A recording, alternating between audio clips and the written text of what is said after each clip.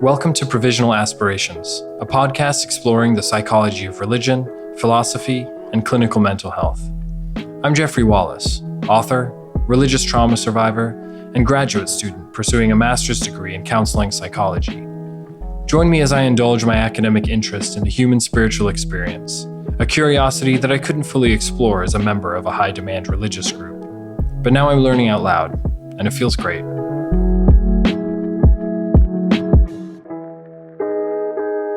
I recently finished a series of lectures on audiobook that I picked up from my local library.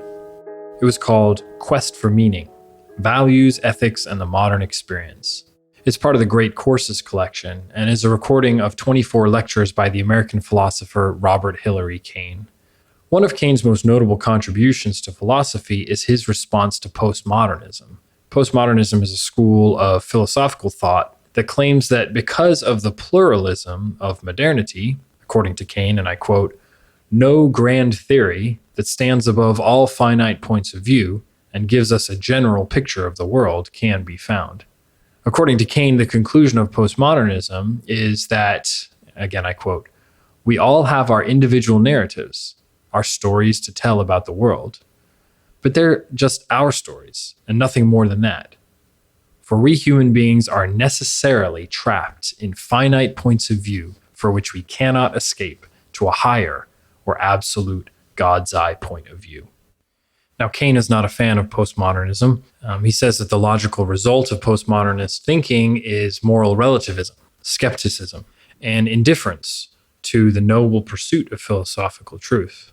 Well, pessimistic as this may seem, the postmodern worldview is an understandable response to the overabundance of points of view that we're exposed to on a daily basis because of technology and globalism.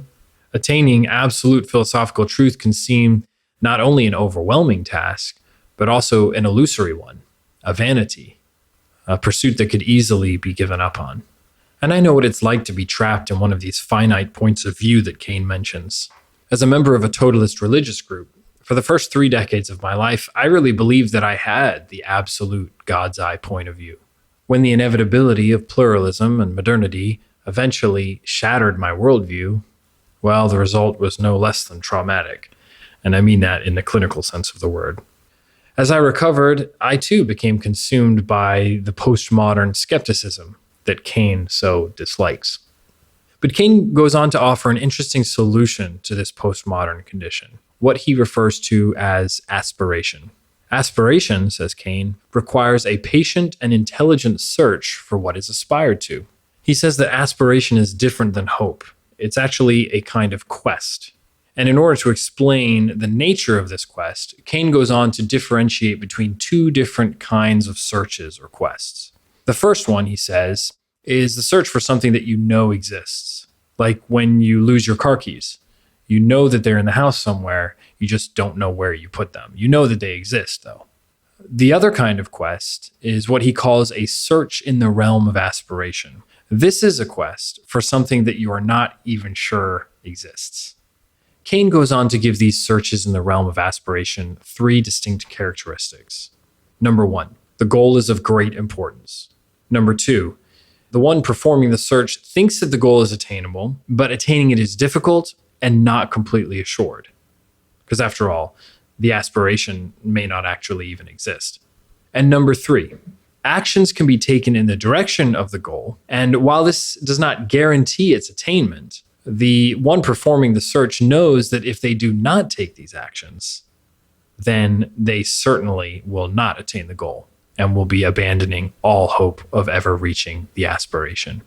Kane cites the search for meaning in life, the search for wisdom, and the quest for an overarching philosophical truth as examples of searches in the realm of aspiration.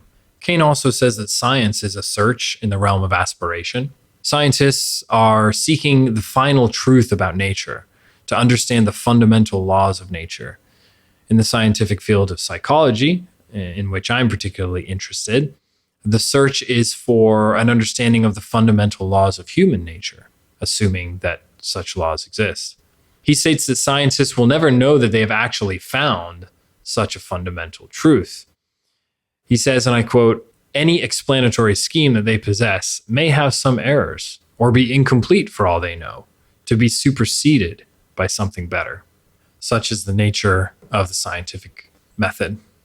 Kane's searches in the realm of aspiration seem like an optimistic and reasonable response to the flaws of postmodern thinking, with its moral ambiguity and skepticism. But given my experiences with religion, spirituality, and efforts to establish a set of values by which to live, I found that at times these very searches in the realm of aspiration can be the ones that narrow our focus and cause us to get trapped in the finite worldviews that we're trying to avoid.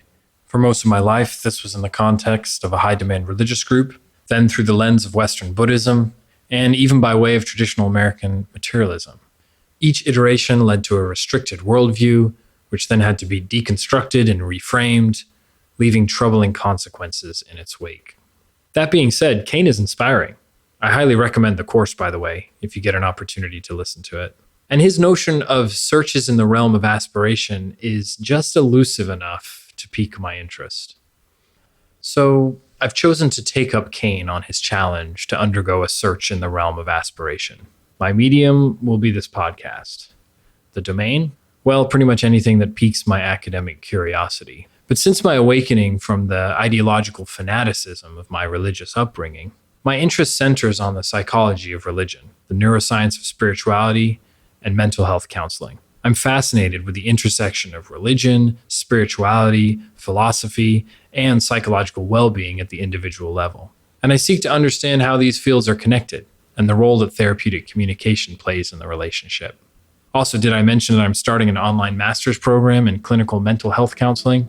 So I plan on using this podcast as a platform to review the books I'm reading, discuss the academic literature that I come across in the domain, and reflect my findings against the experiential data that I draw from my own life.